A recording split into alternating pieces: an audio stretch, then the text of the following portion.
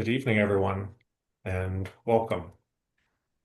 We will begin, as is our wont, join palms with a recitation of the four great vows. Vow, I vow to deliver innumerable sentient beings. I vow to cut off endless vexations. I vow to master limitless approaches to Dharma. I vow to attain supreme Buddhahood.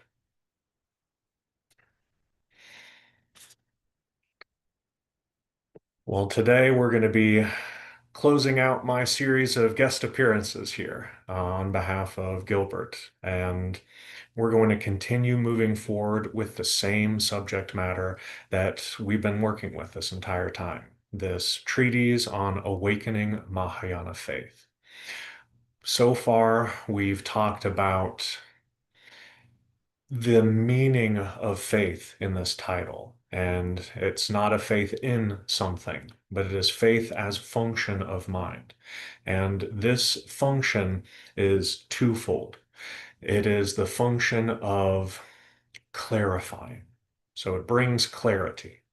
And it is also the function enabling to set forth. So it allows a resolution to be put out and then setting forth. So this is the twofold functioning of faith. We've talked about the meaning of Mahayana in the context of this particular treatise. And this isn't Mahayana as a vehicle of Buddhism that can be compared to another vehicle of Buddhism. It's talking about mind in its entirety. And the reason that we know this is because when they are exploring this word Mahayana, they talk about it in terms of a central principle. That principle is the mind of sentient beings. And the mind of sentient being comprises all states of of mind, whether in the conditioned sphere or in the transcendental sphere. So in samsara or the absolute. So this is what we've been exploring so far. So today I wanted to get a little bit more textual because you've been getting a lot of my interpretation, my processing of this material, which is surely got some value to it. Um, just a second, I need to change this to speaker. There we go. All right. Because I'm a practitioner, and so I have been putting a lot of time and effort into studying and contemplating this material. And so when I talk about how I'm processing it, you can get an idea as to how to begin yourselves. But at the end of the day, this type of material is something that you have to sit with. You have to do the processing because your practice cannot be identical to my practice. It can't be that way. But the doctrine that we've been investigating, Gilbert talks about our studies and our understanding serving as a platform to practice. And so I kind of think about this right view practice, the right view that we get from all of this investigation into the sutras and treaties as providing like the proper orientation. So it orients you as to what the practice looks like. But as soon as that platform is established, then you have to leap into the void. You have to leave those concepts behind, but you trust in the platform that was built. And when things go awry, when there's a fall or the mind turned backs into investing all of these habitual tendencies, then we attend to our platform once again. We continue with our studies. We continue with the contemplation of this material and the application of it day after day. But then we treat it like a platform once again, and we leap. we leap into the void.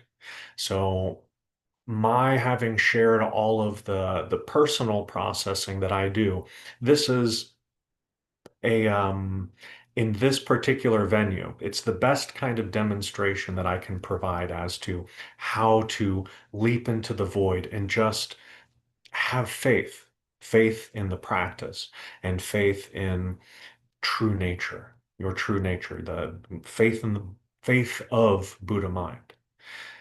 So now I want to go in a little bit into the text itself and just share with you some of this absolute wonder. We have to start in talking about phenomena because, we have got these two aspects, the aspect of the absolute and then the aspect of phenomena. And of the absolute, there's not a single thing that can be said. Um, Suchness is the word that they give to describe the essence of the absolute. And what the text says of suchness is that it's just a word to put an end to words.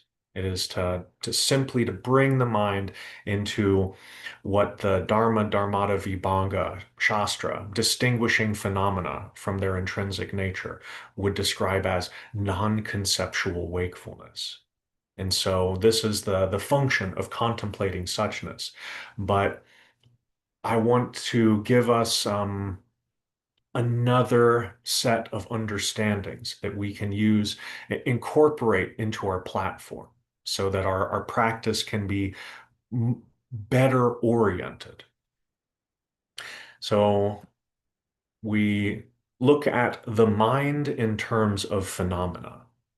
So the mind as phenomena, this would be samsara or cyclic existence, is grounded on the Tathagata Garbha, is grounded on the Buddha womb. So one thing that the Chan masters, they talk about the mind ground. And so phenomena, existence, non-existence, samsara is grounded in mind. It is grounded on what they call the Tathagata Garbha, which they go into detail saying, what is called the storehouse consciousness is that in which neither birth nor death, that being nirvana, as it says in brackets here, diffuses harmoniously with birth and death, samsara, and yet in which both are neither identical nor different. This consciousness has two aspects which embrace all states of existence and create all states of existence. What the text is trying to provide for us right here is a way of understanding or approaching how the absolute and the phenomenal interact. And they do this with the storehouse consciousness, the alaya vijnana.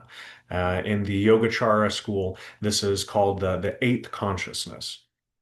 And it stores everything. So in this storehouse consciousness, which is grounded on the essence of mind itself, all states of existence are created and all states of existence are held. And these two aspects are the aspect of enlightenment and the aspect of non-enlightenment. Now, the only reason that we're able to talk about this is because we're investigating or exploring the phenomenal sphere. And this text is trying to provide us with encouragement to practice, because if all that we have to do is work with suchness, we are left without anything whatsoever. And for some practitioners, that is genuinely enough to bring the mind to awakening. But for many of us, it might not be. And so now the text provides skillful means, an approach that we can start to utilize so that our orientation is strong and that we can have this faith that is the clarity of how mind works, and faith that is the enabling of a setting forth so that we can put into motion the activities of practice.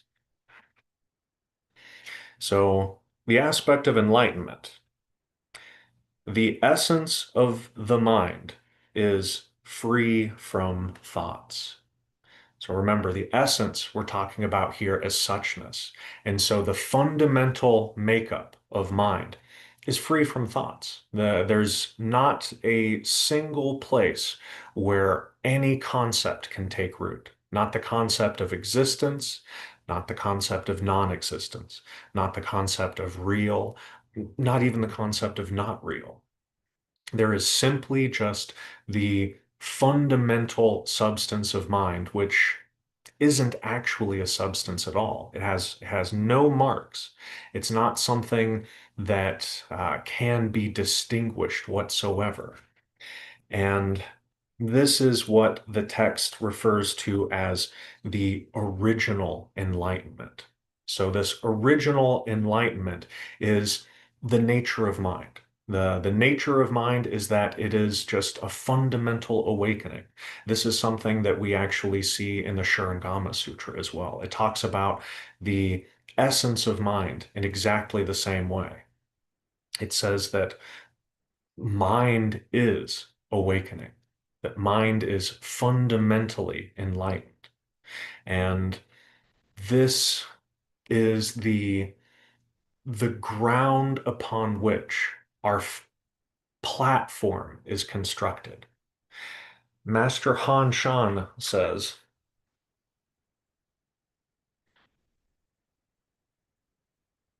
that those who practice and have recently generated the Bodhi mind should have the conviction in the teaching of mind only. So, Master Han Shan, this is the most essential. This is the the beginning of practice is to have this fundamental conviction or faith, because this is how we can begin to recognize or realize an increasing clarity in mind. So, at the fundamental level, we have this original enlightenment. So, grounded on the original enlightenment is non-enlightenment. And because of non-enlightenment, the process of actualization of enlightenment can be spoken of. Now, of these three sort of elements, we have the original enlightenment, we have the non-enlightenment, and then we have the process of actualization.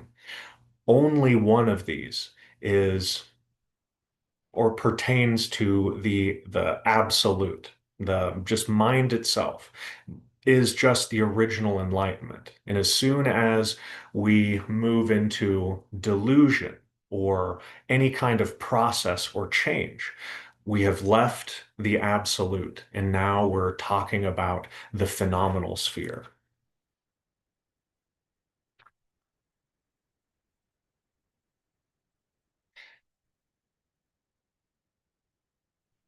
No, it's so easy to just flip through this page, this book, and see all of the things that I have highlighted. And there are just so many wonderful bits to share. But I wanted to jump into this is the aspect of non-enlightenment, and the treatise gives its own version of pratitya samutpada. Causes and conditions never fail, because this is how we can understand causation. This is how we can understand how things come into be. And it's originally based on the 12 nidanas, which begins with ignorance. And just in the same way, in this text, it begins with ignorance. So it says, because of its non-enlightened state. The deluded mind produces three aspects that are bound to non-enlightenment and are inseparable from it.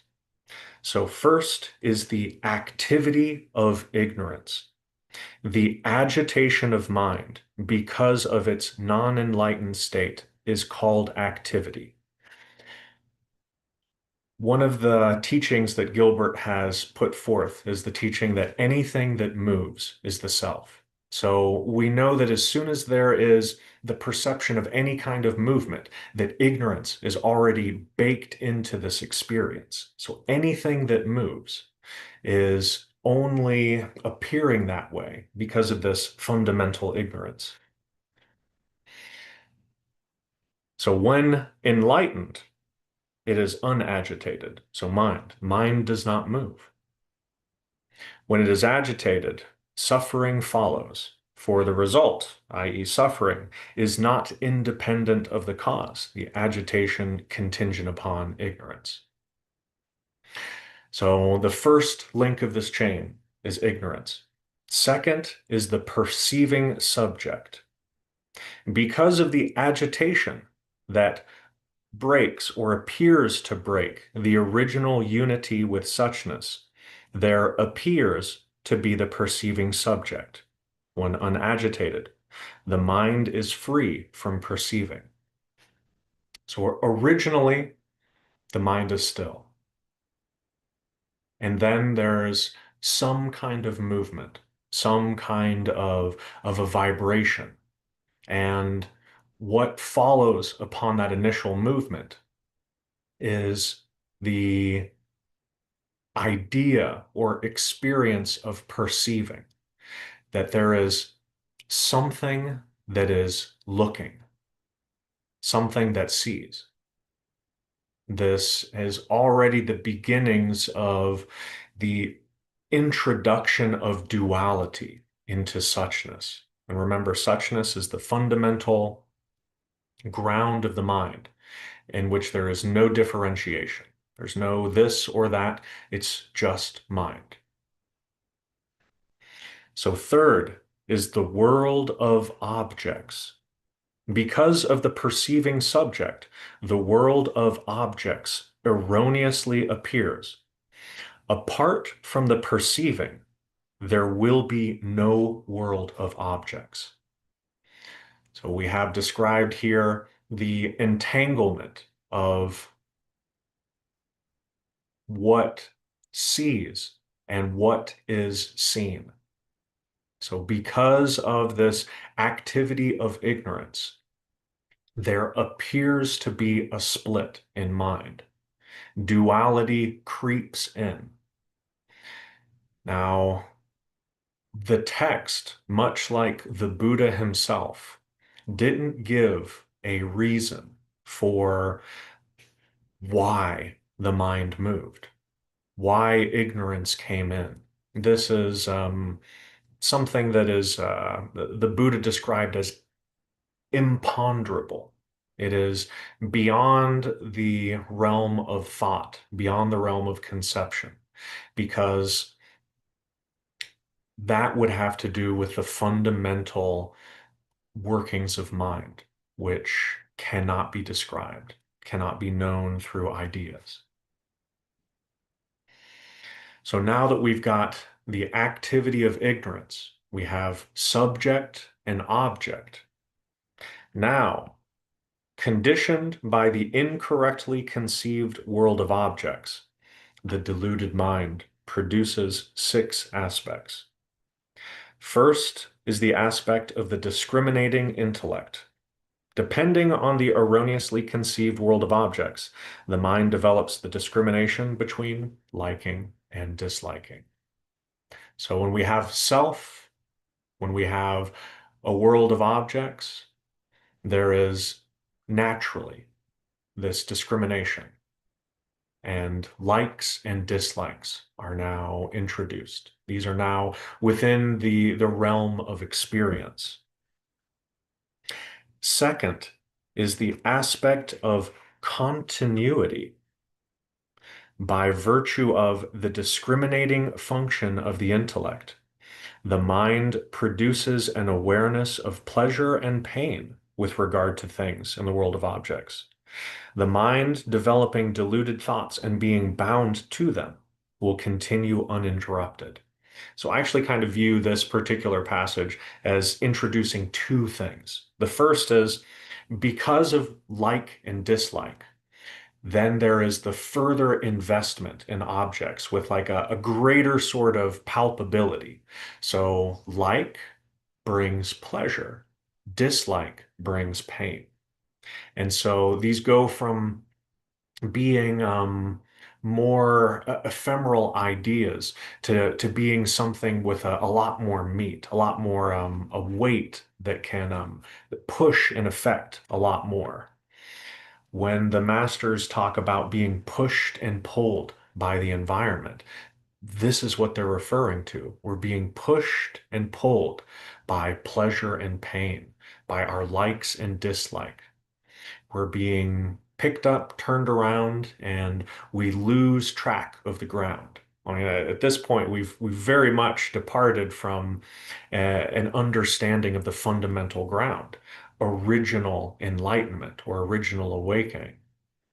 Because now I am separate and I see all of these things out in the world that I like and I dislike that bring me pleasure and pain. And then the mind developing deluded thoughts and being bound to them will continue uninterrupted.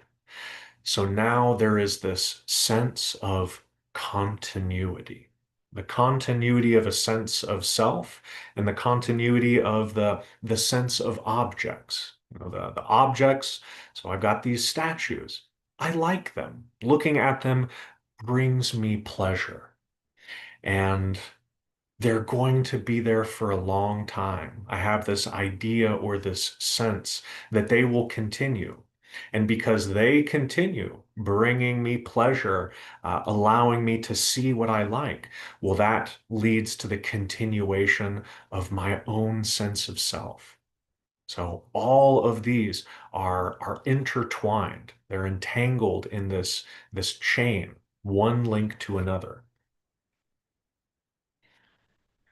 Third is the aspect of attachment.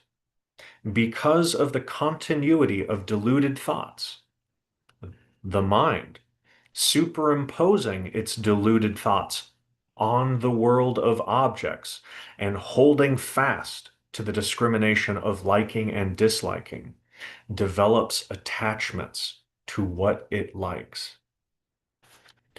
So notice here, it doesn't say that the self superimposes deluded thoughts, or that the self holds fast to the discriminations of liking and disliking. It does not say that the self develops attachments. The mind actually does all of these things. The mind is what is generating the perceiving subject, the sense of self. The mind is generating the appearance of the world of objects. The mind is behind all of these things.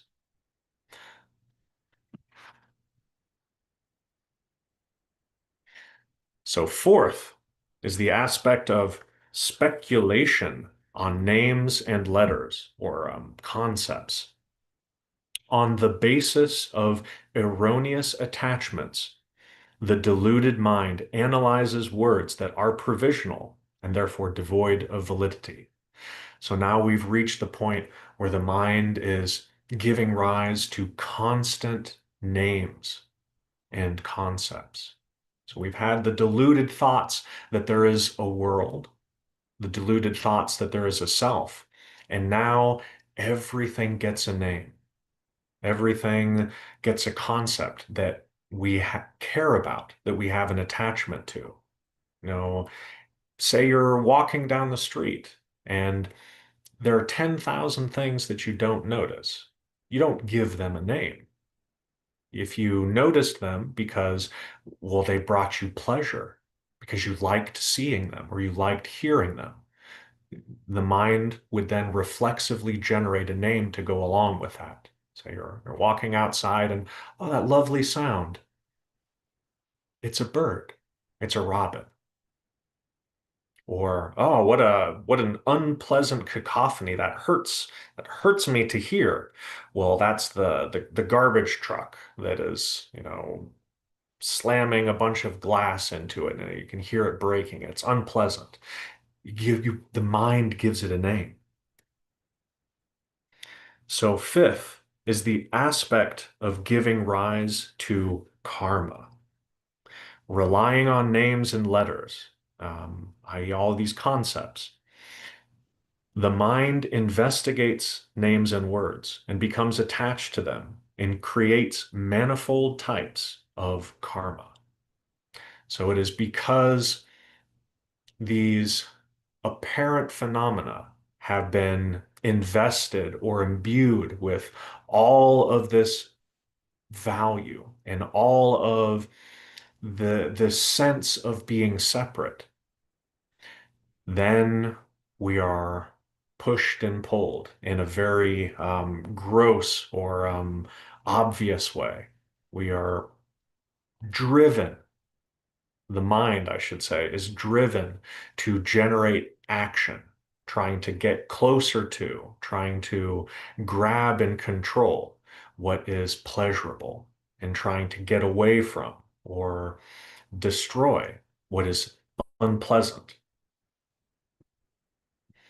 So, sixth is the aspect of suffering attached to the effects of karma. Because of karma, the deluded mind suffers the effects and will not be free. So, all of this describes the aspect of non-enlightenment, the aspect of non-awakening. And it's important for us to have an understanding about this. We really do need to know how mind works. We need to know why the things arise in our experience that do, why we feel so pushed and pulled by all of these things. But we have to understand them within the proper context because we're working on building our foundation. We're working on awakening this Mahayana faith. And this Mahayana faith is what begins to see through all of this. So, what I've just read to you is a series of concepts that this treatise, The Awakening of Mahayana Faith, is providing. And they're providing these concepts for a very good purpose. The purpose is so that the mind can begin to penetrate these appearances by having this conceptual framework as to how samsara works, how cyclic existence works, starting with ignorance, going all the way to suffering. We can begin to not feel so tightly bound by these chains. Our practice can begin to loosen these bonds in a way that completely transforms the way that we experience reality. We can make this transition from the experience of just a sentient being in a world of very real objects and phenomena, where every action generates a reaction that is bound on all sides. As Master Han Shan said, we have to begin with this faith that all things are created by mind, that the three realms are mind only, and the various phenomena or dharmas are mere consciousness. This is our foundation. This is our platform. And this is the way that mind begins to penetrate. In the text, they refer to this as the permeation of suchness. So you've got two kinds of permeation that they really talk about. And the first one we just went through in relative detail. It's the permeation of ignorance. So ignorance permeates suchness, or it perfumes suchness. So suchness is undifferentiated. It is the mind ground where there is not a single thing, but somehow, and I'll read to you the beginning of the text and the permeation of ignorance because I really like it a lot. So it asks the question, how does the permeation of ignorance give rise to the defiled state and continue uninterrupted?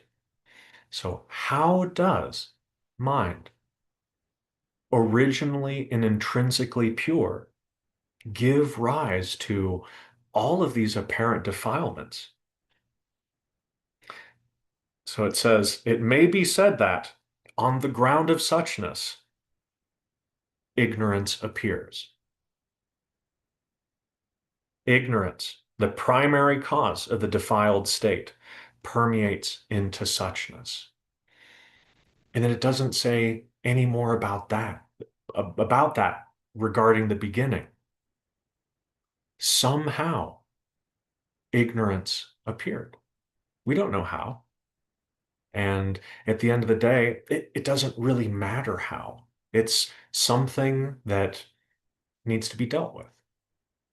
The Buddha, he gave an answer to, a question about how did ignorance arise?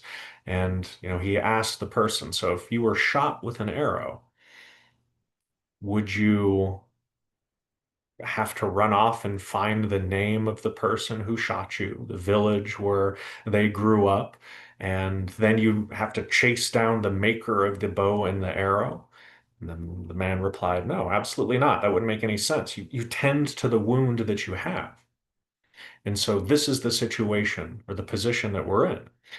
Ignorance has appeared. And so that is the field in which we practice. We practice with apparent ignorance, even though it doesn't really make any sense at all. It's inconceivable how ignorance could appear. Nevertheless, this ignorance has permeated or perfumed mind such that samsara has appeared. There does appear to be cyclic existence. And this can't be argued with. The appearances appear. However, this is not the only permeation into mind that occurs. Because not only does ignorance permeate suchness or permeate mind, but suchness also permeates mind. So the way that I think about this is, you know, you have mind, just this infinite mind in all directions. It's just mind. And then the tiniest little spark appears. And if mind zooms in to look at that spark, it sees that the spark opens up.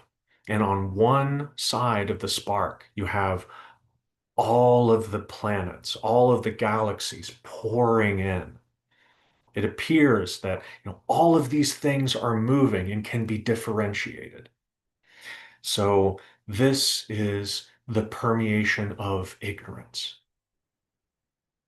coming into mind, appearing. But in this same just infinitesimal spark, like just almost nothing compared to the infinite mind. On one side, ignorance is permeating in. But on the other side, simultaneously, suchness is permeating it. And as suchness permeates this little bubble of ignorance made out of mind, appearing within mind, the bubble is entirely transformed. So I want to read a little bit about this. So, how does the permeation of suchness give rise to the pure state and continue uninterrupted? And I don't particularly care for state in this sentence, um, because what is pure can actually be a state.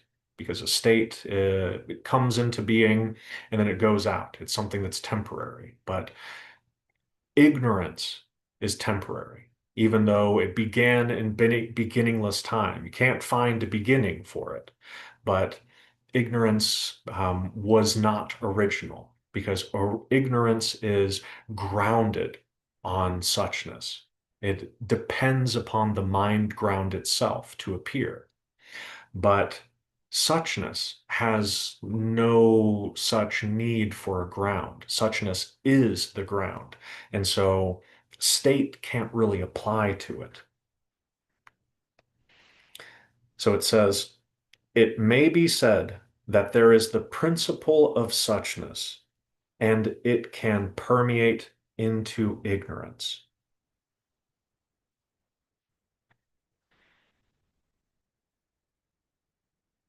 We investigated the meaning of Mahayana in the name of this treatise. Mahayana being just mind or the absolute.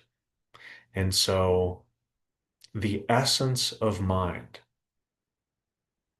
permeates or penetrates into ignorance. Through the force of this permeation, suchness causes the deluded mind to loathe the suffering of samsara and to aspire for nirvana. Because this mind, though still deluded, is now possessed with loathing and aspiration, it permeates into suchness in that it induces suchness to manifest itself. Thus, a man comes to believe in his essential nature. There was one list from the Sutta Pitaka in the the Theravada, the Pali Canon, and it was called the transcendental dependent origination. So it started off with dependent origination in its original 12 nidanas, starting with ignorance, going through all the way into birth, old age, death, suffering. But then it kept on going. It kept on going to show that not only is dependent origination applying to birth and death and suffering, but so too is it tied into awakening. And it continued, and I wish I'd looked it up and had the all everything written out that I could share with you. But it had things like faith in there.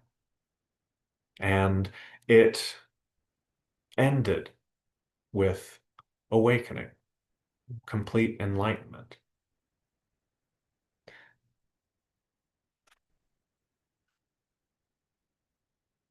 So thus a man comes to believe in his essential nature. This permeation of suchness is none other than what we've been investigating here these past few weeks. It is faith.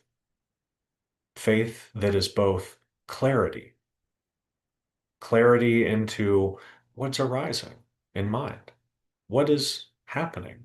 How does mind work? We now have gone through and understood how ignorance and the activity of ignorance works, how cyclic existence got started and how it is perpetuated. But it is also clarity as to how the mind awakens. And first and foremost, it awakens through this permeation of suchness. The essence of mind is influencing samsara. So, on the one side of that spark I described, you have the permeation of ignorance, and you have the permeation of suchness as well. And as the text describes, this permeation of suchness can be experienced in different ways. It can be experienced as this internal drive. So first, it describes the way that the Theravada or the Shravakayana, the disciple vehicle, though it calls it Hinayana, the lesser vehicle, how that is one type of permeation. And it says that that is the permeation into the object discriminating consciousness. Because of this permeation, ordinary men and the Hinayanists come to loathe the suffering of samsara, and thereupon each, according to his capacity, gradually advances towards the highest enlightenment. The second is the permeation into mind. Because of this permeation, bodhisattvas advance to nirvana rapidly and with aspiration and fortitude. So, this is one set of permeations. It is what is internally experienced by the practitioner, the motivation, the aspiration, and drive. However, it also describes what it calls external influences. And this is encountering teachers, encountering um, beneficent, learned friends. Gilbert often says well-knowing advisors. So while ignorance permeates into suchness, the absolute or suchness itself permeates into this little bubble. And all of the Buddhas and the Bodhisattvas appear to awaken mind. So when I think about or I contemplate these kinds of ideas, I think about the transference of merit. Gilbert, he gave a talk about this recently, and this is a practice that many of us engage in, where we're always transferring our merit. Um, we can do this with recitation. Recite the Buddha's name, Namo Amitofu, Namo Amitofu, and transfer that merit. But I remember listening to a recording of Master Sheng Yen where he said that the transferring of merit is more than just the transferring of merit that is generated through recitation. The transferring of merit is the sharing of one's life. It is the activities of body, speech, and mind. Every act of body, speech, and mind, when there is this Mahayana faith, when there is this clarity, the clarity and the ability to act. So when the mind is clear about what is going on, that mind is simply being permeated both by ignorance and suchness. Every act of body, speech, and mind is a transference of merit. It is nothing more than the permeation of suchness into samsara.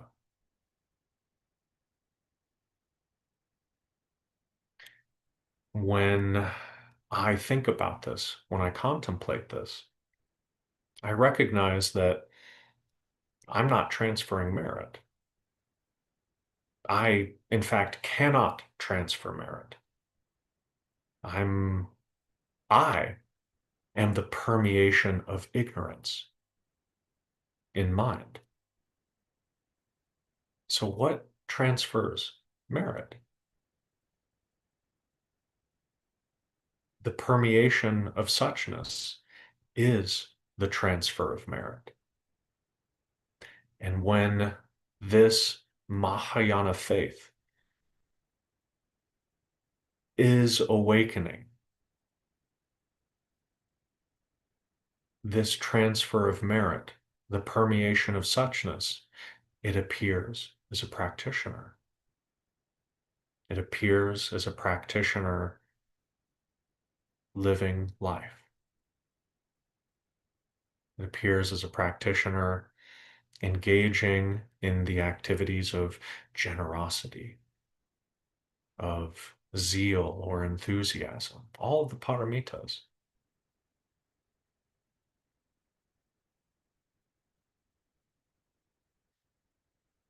So when we can consider things in this way,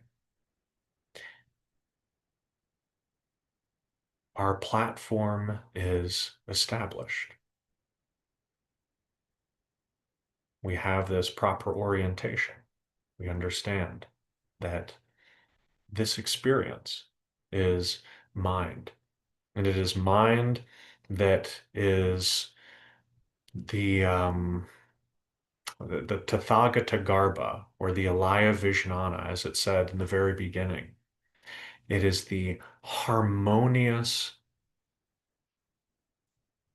diffusion of the absolute and the phenomenal.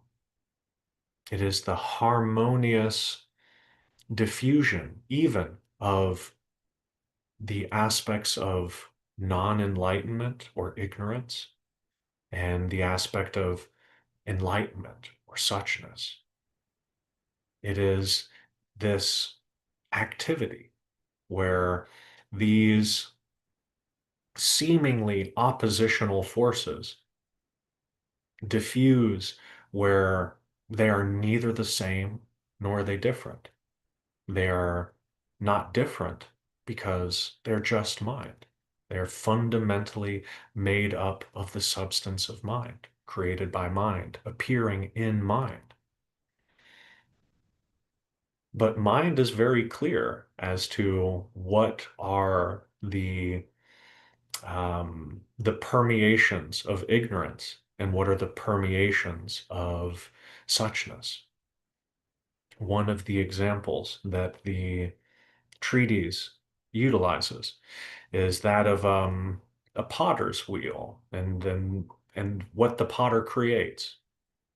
So the potter works with clay, and clay is clay. It is fundamentally of the substance of clay. If you get down to its smallest pieces, you will have the tiniest little molecules of clay. You can't reduce them any further than that. That's clay's nature. Nevertheless, different vessels can be created with clay. You got a cup, you got a vase, and so they are neither the same nor different. They are neither, um, they're neither of these.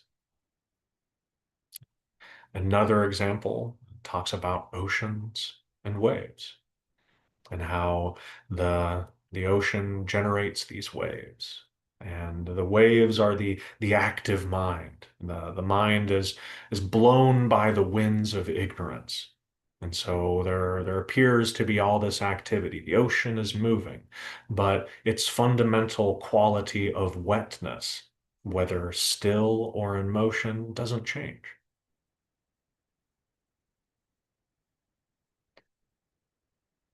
So this is where we begin with our faith. And this is how faith begins to unleash more and more kinds of activity. In this particular translation, it's somewhat of a cumbersome translation. It calls it supra-rational functions. And these supra-rational functions are really just the mind being so clear that it is constantly generating all of these far-reaching, greatly beneficial activities. So this is the awakened mind of suchness being reflected in the phenomenal sphere.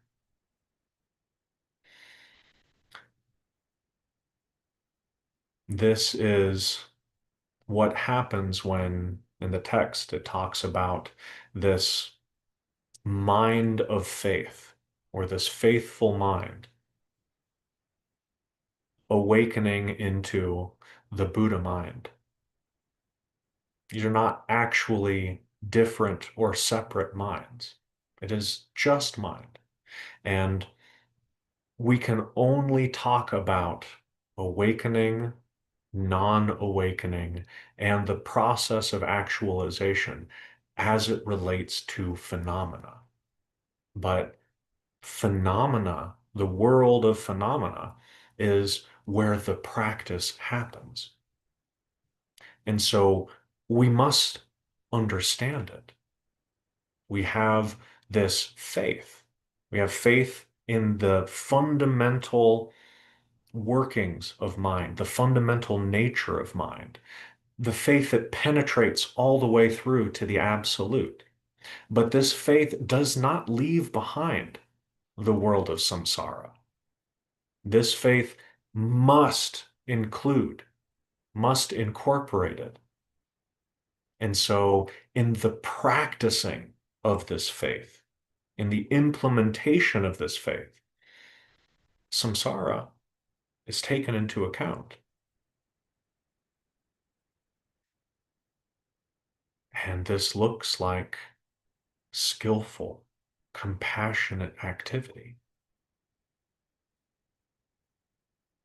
I shouldn't say it, it looks like it is, as much as there can be action. It is that.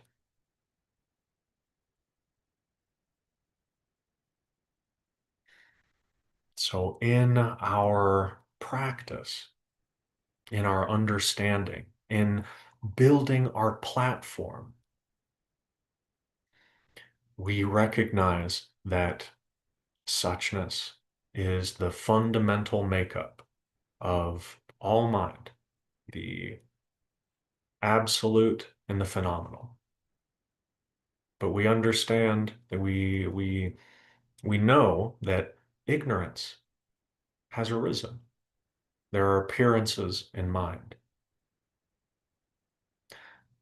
Our faith doesn't stop with knowing phenomena. This faith penetrates all the way through to the ground, to the mind ground. But this faith enables activity. This faith allows the resolution of setting forth. And so we hold these principles until it's time to jump. We leap into suchness.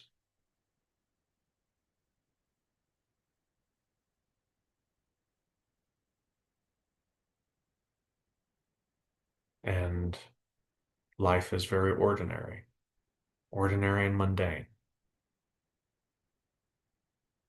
But the faith completely transforms the experience of this ordinary and mundane life. There is a term in the Yogacara tradition, as Raya Paravirti, the transformation of the basis. So this is what Mahayana faith provides, the transformation of our basis, the transformation of how we experience reality, how we are, how we relate.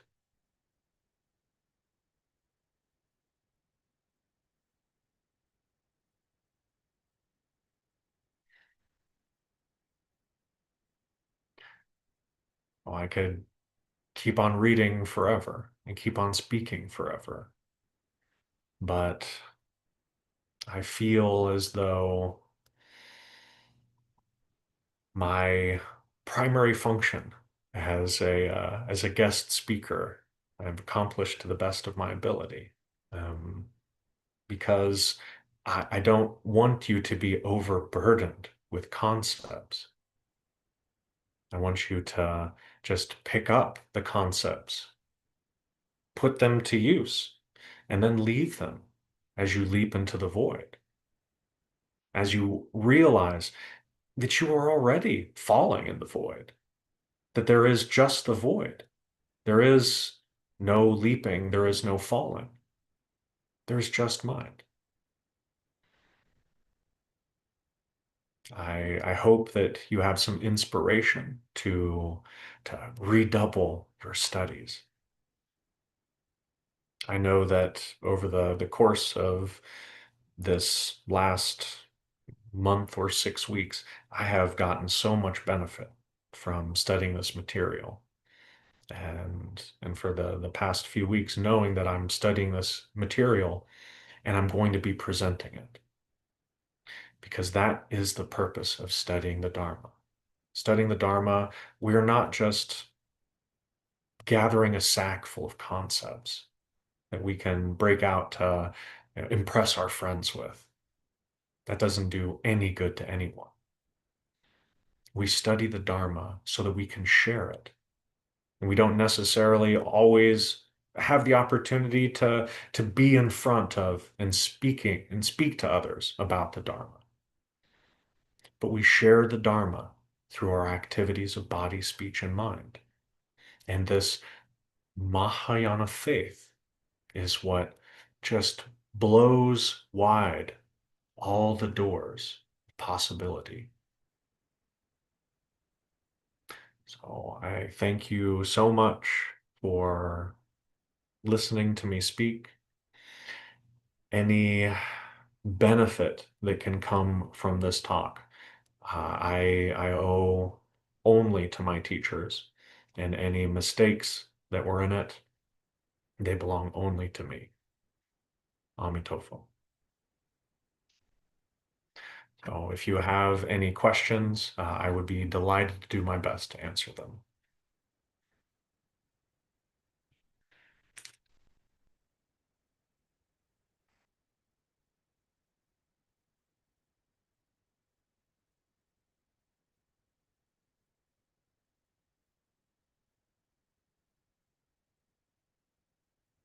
Well, I know that this talk has been very similar to the last ones that I gave. I've been trying to just pound on this drum, because it's a wonderful, wonderful drum.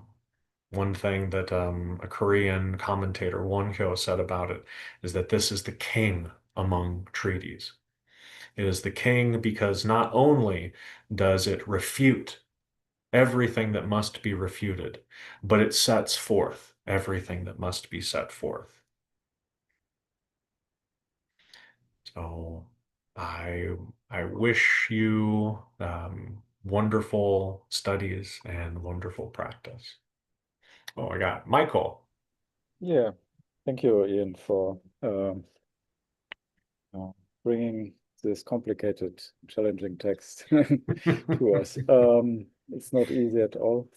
So I like the image when you try to describe how the duality comes about, and while the duality at the end is just appearance. Um, and it was a little bit as this duality and the way it's penetrated by the suchness. It's penetrated by the suchness at all time, but as the duality arises, as a small bubble, it's as if it's always connected through the penetration to the suchness, to the ground. But it can, like, depending on where one stands in the bubble, inside or outside, this connectedness can be forgotten temporarily. And Hmm. then the bubble can grow. And if it's reminded or remembered, then the bubble will shrink again and be absorbed back. So it's In physics, in quantum physics, you talk about the vacuum fluctuations, and you cannot get rid of them. So the vacuum actually in quantum mechanics is a very active and dynamic emptiness. In it spontaneously it produces particles and antiparticles, so they always comes in pairs, and they will also then annihilate again. So and sometimes out of this can come up structure for a bit longer time, which eventually will be absorbed back. And so it reminds me of this, or what one tries to describe here as it relates to the mental. And quantum field theory came to something similar as it relates to the purely physical, of course. So the mental is missing. So, but the imagery here is that you cannot really have, at least in the physical, true stillness. It's always dynamic. So the best thing you can arrive at is maybe dynamic stillness, or a dynamic steady states where stuff is always coming, going, and in the total it's zero. It doesn't change, but it doesn't mean it's dead. It's static. So yeah, this bubble analogy reminded me of this, what is going on in quantum physics.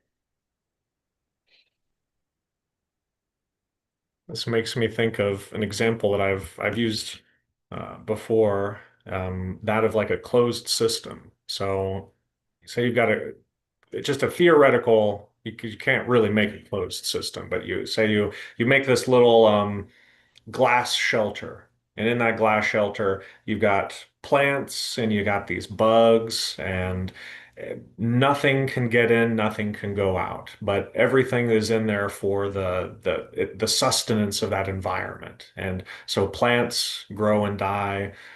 These little insects grow and die. But the system being closed never changes. And so, even though you've got all of this motion, all of this movement, all of these transformations, nothing changes because nothing is added to, nothing is taken away. And so, the samsara is like this because mind is like this. There's nothing outside of mind that can be added to or taken away. So, even though there are all of these appearances of dynamic changes, that idea or understanding of dynamic change, it only applies within that a position of relative knowledge because you can't see the whole system. No consciousness can hold all of mind in it. Only mind can hold mind because mind is infinite. And so within the phenomenal sphere, we can't genuinely know or experience stillness because of impermanence. Everything is constantly changing. But if, as you said, you were to just be on the other half of that bubble, like just, um, a ghost of a step away, immediately the perception is completely transformed into there is just stillness. That's all that there is. That there, all appearance of motion is purely illusory. And so, as Gilbert has talked about before, and as this treatise says, the practitioner stands at the nexus of these two realms. One foot in the absolute, one foot in the relative, so that the experience, knowledge, the relatability of the relative sphere is present and enables all kinds of activities to be produced in samsara. But the heart mind dwells in the non-abode of the absolute. And the heart mind is quiescent, is still, is unmoved even by all the movement. And being at the nexus, this practitioner, this bodhisattva, is you could say that they're like the transfer point where um, the permeation of suchness is um, its penetration into the permeation of ignorance is hastened or is just made possible at all.